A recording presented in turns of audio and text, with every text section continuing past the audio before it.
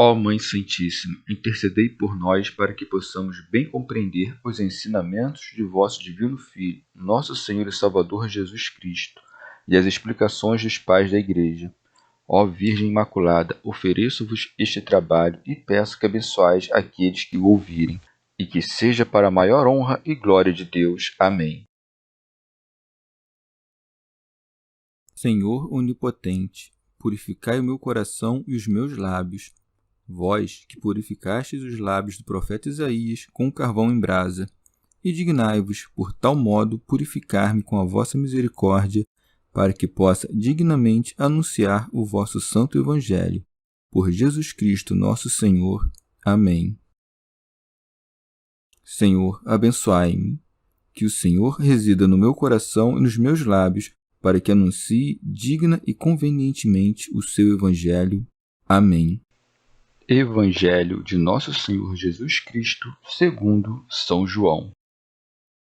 Os primeiros discípulos. No dia seguinte, João se achava lá de novo, com 2 de seus discípulos.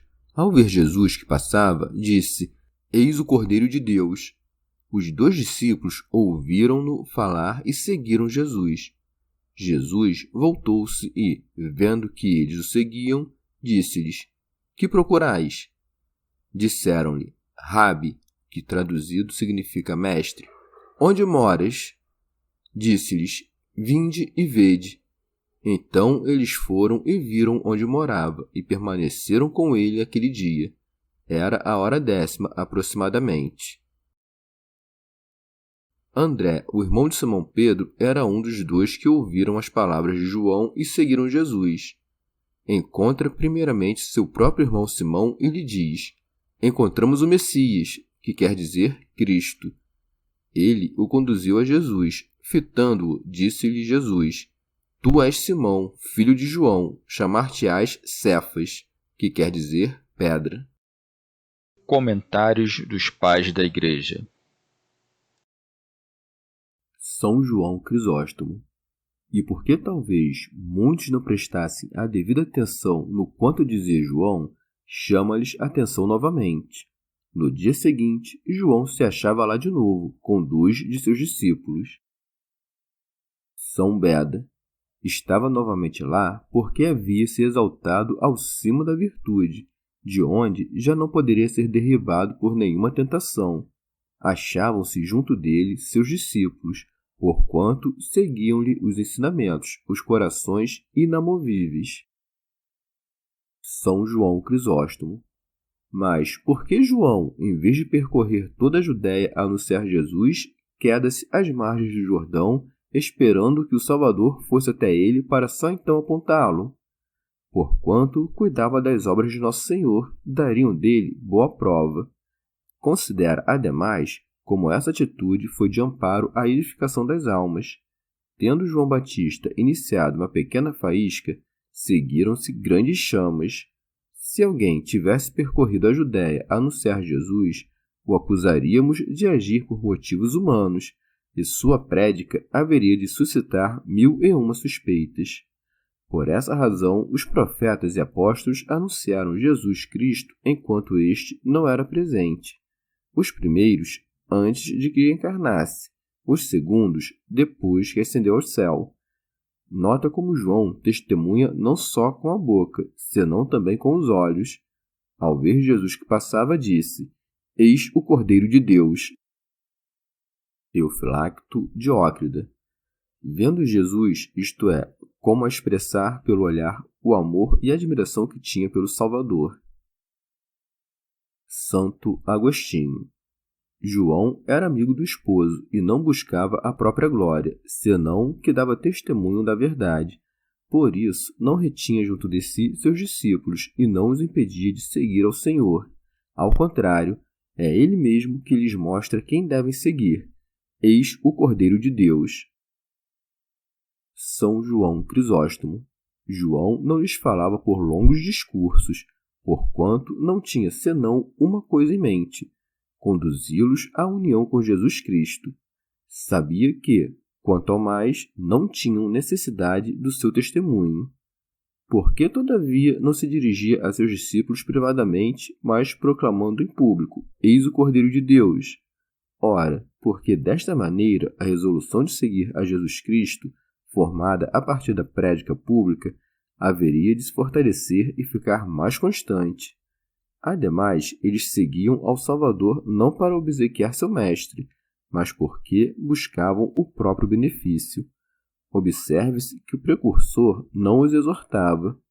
Contentava-se, como se vê, com exprimir a admiração que sentia ao ver Jesus, com dar a conhecer a graça que o Salvador veio trazer ao mundo e, finalmente, com a maneira como purificava as almas. Dois sentidos, aliás, da palavra cordeiro. Chama-o, com efeito, o cordeiro, empregando o artigo definido, isto é, tencionando indicar o cordeiro por excelência. Santo Agostinho. O Salvador é o Cordeiro propriamente dito, ou seja, o único sem pecados, sem manchas, sem necessidade de purificar-se, porquanto nunca conspurcado. É por excelência o Cordeiro de Deus.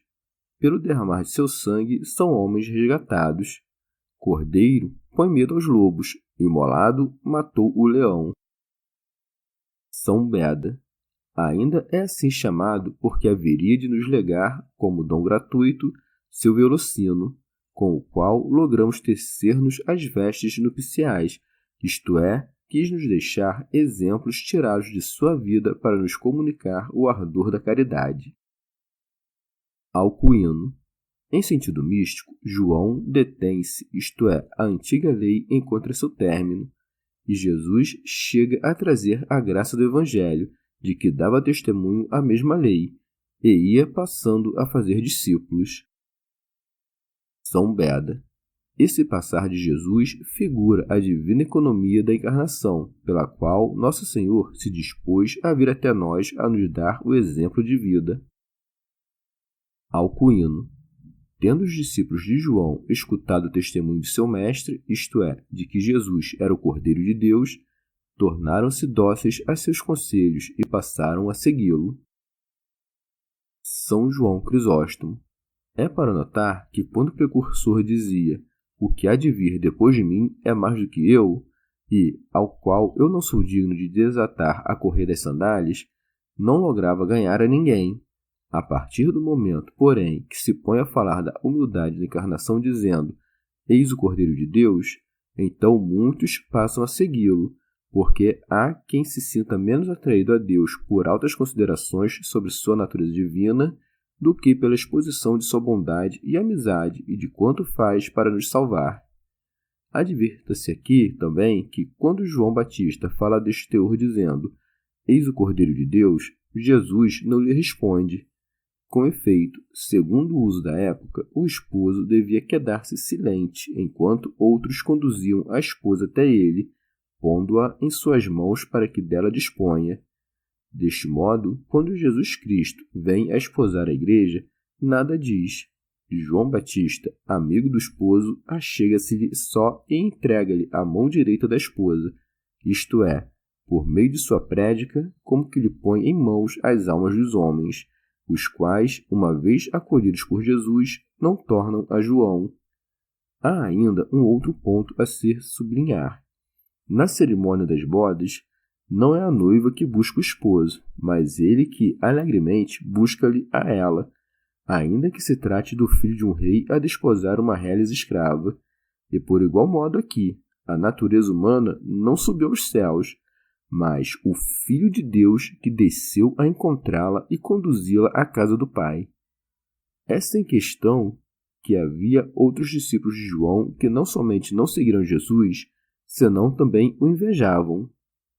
Os que estavam mais bem dispostos, estes sim passaram a seguir o Salvador tão logo vieram conhecê-lo, e não o fizeram porque desprezassem o precursor, senão que, persuadidos que estavam pela prédica de João, cuidavam que Jesus Cristo batizá-los-ia no Espírito Santo. Vê-se que neles ia muita reserva e modéstia. Pondo-se a seguir Jesus, não se davam pressa em interrogá-lo, inquirindo dele sobre as questões de grande monta, e não buscavam falar-lhe em público, senão somente em privado. Jesus voltou-se e, vendo que eles o seguiam, disse-lhes: Que procurais?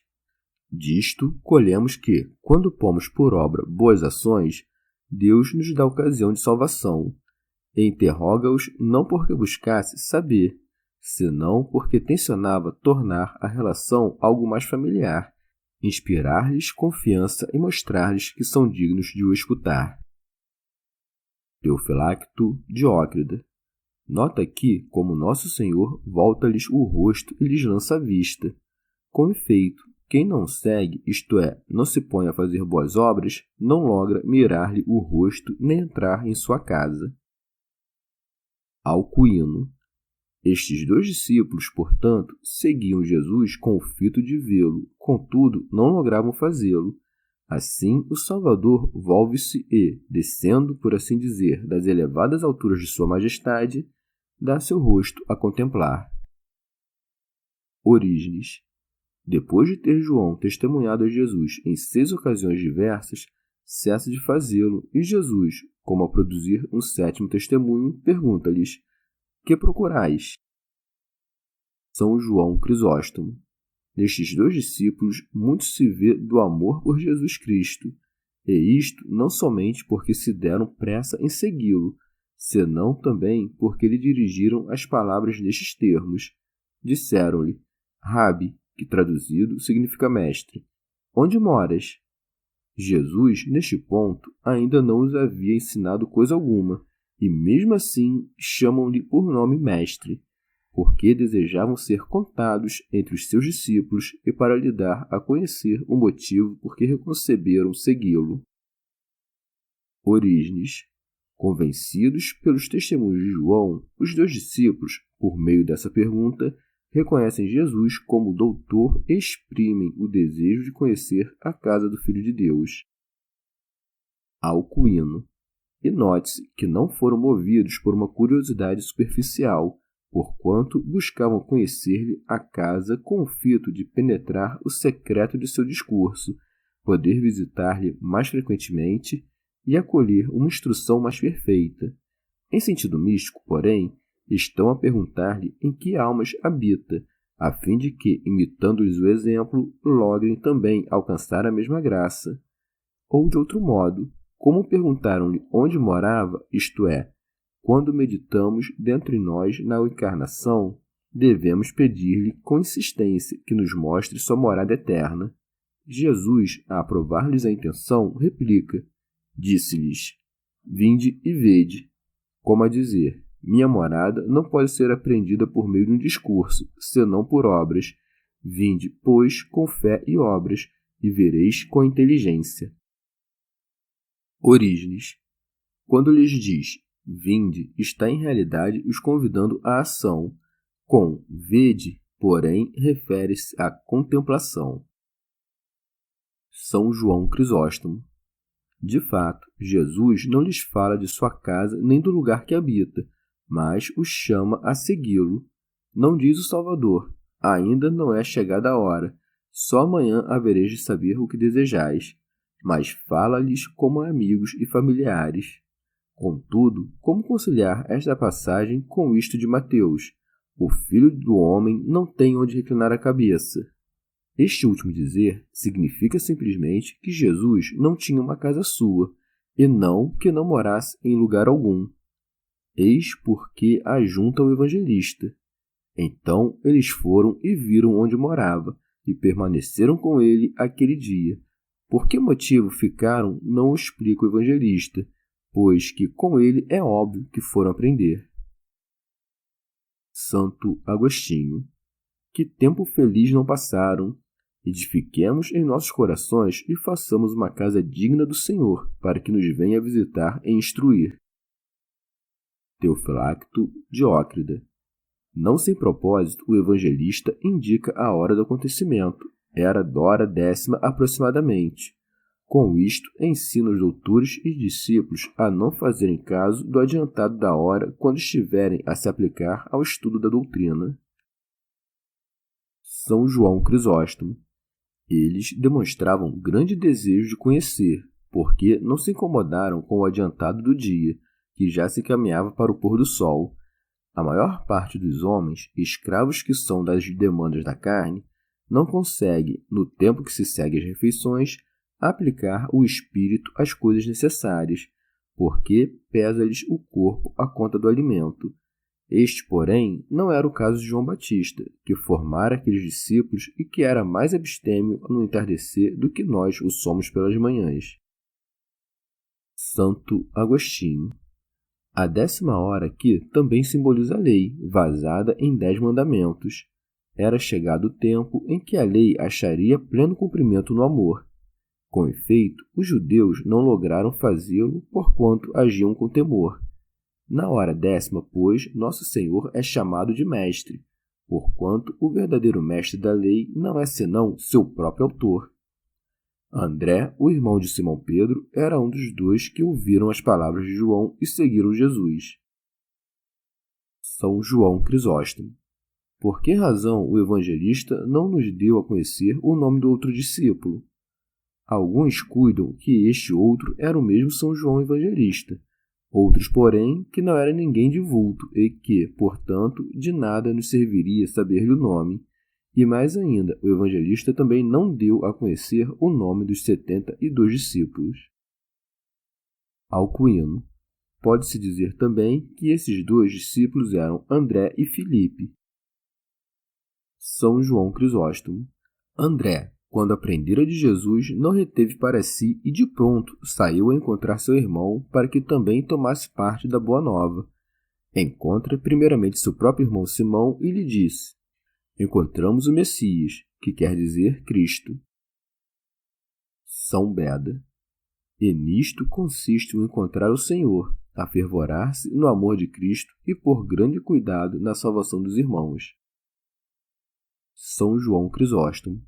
A rigor, o colóquio que Cristo entreteve com os discípulos não menciona o evangelista. Todavia, podemos coligir do quanto dito em breves palavras por André. Aí deparamos a virtude do Mestre, que os persuadiu, e a vivacidade do desejo que já de antes nutriam por ele. Verdade é que a exclamação "encontramos o Messias" exprime a um só tempo a expectativa represada de sua vinda e o exultar de finalmente encontrá-lo. Santo Agostinho. Tanto a palavra hebraica Messias quanto a grega Cristo significam ungido, porquanto o substantivo crisma quer dizer unção. Jesus, com efeito, foi ungido de maneira especial. Os cristãos também são ungidos, porém, segundo o dizer do salmista: por isso te ungiu Deus, o teu Deus, com óleo de alegria, de preferência aos teus companheiros. Todos os santos participam dos dons de Cristo, mas só o próprio Cristo é o santo por excelência, porque ungido de maneira única. São João Crisóstomo. André não o chamou simplesmente Messias, senão que, empregando o artigo definido, disse o Messias. É para notar também a obediência de Pedro a ir ter com Jesus de pronto e sem hesitar. Não cabe aqui reprochar-lhe a afoiteza. Com efeito, sem se deter a refletir, fiou-se das palavras de seu irmão. Todavia, é bem provável que este lhe tivesse contado tudo pormenorizadamente. Os evangelistas frequentemente se veem obrigados a omitir certos desenvolvimentos à conta da brevidade. Por outro lado, não vai dito que Pedro acreditou num repente, senão que seu irmão o conduziu a Jesus, para que ouvisse tudo o que lhe relatara da boca do próprio Salvador. E Nosso Senhor entra a lhe revelar os segredos de sua divindade, e a pouco e pouco vai confirmando-a por meio dos vaticínios. Com efeito, as profecias são provas não menos robustas do que os próprios milagres. A rigor, podemos dizer que são mais caracteristicamente divinas, porquanto nem os demônios logram limitá-la. Quanto aos milagres, neles sempre há a possibilidade de ilusão, e podemos nos deixar levar pelas aparências enganosas. Mas o predizer o futuro, isto sim pertence tão somente à natureza incorruptível. Por isto prossegue Jesus. Fitando-o, disse-lhe Jesus: tu és Simão, filho de João, chamar-te-ás Cefas, que quer dizer pedra. São Beda. e não o viu somente com os olhos do corpo, mas com o olhar eterno da própria divindade, que lhe revelou a simplicidade de seu coração e a elevação de sua alma, partes que haveriam de lhe valer futuramente a chefia da Igreja. E é desnecessário que se procure por significações outras no nome Pedro, nas línguas hebraicas e siríaca, porquanto esta palavra em grego e latim guarda o mesmo sentido que tem Cefas em siríaco, nelas duas derivando da palavra pedra. Ora bem, pôs-lhe a Simão por nome Pedra a conta da firmeza de sua fé, por meio da qual aderiu àquela pedra de que nos fala o apóstolo, pedra que era Cristo. Pedra esta que, resguardada dos embustes do inimigo, os que nela esperam, e que dispensa um como que rio de dádivas espirituais. Santo Agostinho. E não é de surpreender que nosso Senhor soubesse-lhe a filiação, porquanto tinha ciência do nome de todos os santos que predestinara desde antes da criação do mundo. O que, isto sim, não é pouco de estimar é o fato de ter-lhe mudado o nome, passando a chamá-lo Pedro em vez de Simão. Este nome que lhe deu deriva da palavra Petra, pedra, e pedra não é senão a Igreja, donde se colhe o que este nome é figura da Igreja. E quem se faz sólido senão aquele que edifica sobre a pedra? Quer Nosso Senhor aqui atrair-nos a atenção. Se Pedro já tivesse este nome, não daríamos fé do mistério que encerra, e cogitaríamos que foi antes acaso do que determinação da providência. Por esta razão quis Deus que tivesse nome diverso para ressaltar mais vivamente, neste mudar de nome, a força do mistério que encerrava. São João Crisóstomo. De outro modo, cambiou-lhe o nome para deixar claro que ele próprio é o autor do Antigo Testamento e que mudara os nomes dos patriarcas de Abrão para Abraão, Sarai para Sara, Jacó para Israel. Ademais, a muitos lhes impôs nomes desde antes de nascerem, como no caso de Isaque, Sansão e demais. A outros, porém, mudou-lhes os nomes que lhes puseram os pais, como neste caso de Pedro e, mais adiante, nos 2 filhos de Zebedeu. Aqueles cujas virtudes haveriam de brilhar desde o princípio, de saída receberam seu nome. Os que, porém, teriam seus méritos aumentados com o correr do tempo, nomeou-os com mais tardar. Santo Agostinho. E aqui não vai pequena contradição com o conto narrado a Lures. São João relata nesta passagem que, às margens do rio Jordão, antes mesmo que Jesus fosse a Galiléia, e sob o testemunho do precursor, 2 dos discípulos deste se puseram a segui-lo. Um deles, de nome André, trouxe consigo a Jesus seu irmão Simão, que na ocasião tomou o nome Pedro, ao passo que os outros evangelistas apontaram que Jesus encontrou estes 2 na Galiléia quando pescavam, chamando-os ao discipulado, a menos que estes 2 discípulos não tenham permanecido em definitivo com o Salvador quando este os encontrou às margens do Jordão. Tendo descoberto nesta ocasião quem ele realmente era, tornaram a seus afazeres. Não se pense, entretanto, que Pedro só recebeu este nome naquela ocasião solene em que Jesus lhe disse: E eu digo-te que tu és Pedro, e sobre esta pedra edificarei a minha igreja. Alcuíno. Pode-se dizer também que nesta ocasião Jesus não propriamente lhe nomeou Pedro, senão que deu a entender que haveria de fazê-lo mais ao adiante. E eu digo-te que tu és Pedro, e sobre esta pedra edificarei a minha igreja. Todavia, na ocasião mesma em que lhe mudou o nome, Jesus dá a conhecer a significação misteriosa do nome que o apóstolo recebera de seus pais. Com efeito, Simão quer dizer obediente, Joana, graças, e Joná, pomba, como a dizer, és obediente e filho da graça ou da pomba, ou seja, do Espírito Santo que te inspirou esta humildade de atender ao chamado do teu irmão André e vir me conhecer. E sendo o mais velho, não desdenhou de seguir o menor, porque estas coisas de idade não têm peso na fé. Chegamos ao fim de mais um dia de comentários da Catena Áurea. Muito obrigado por ficarem até aqui, que Nossa Senhora derrame suas graças sobre nós e até amanhã.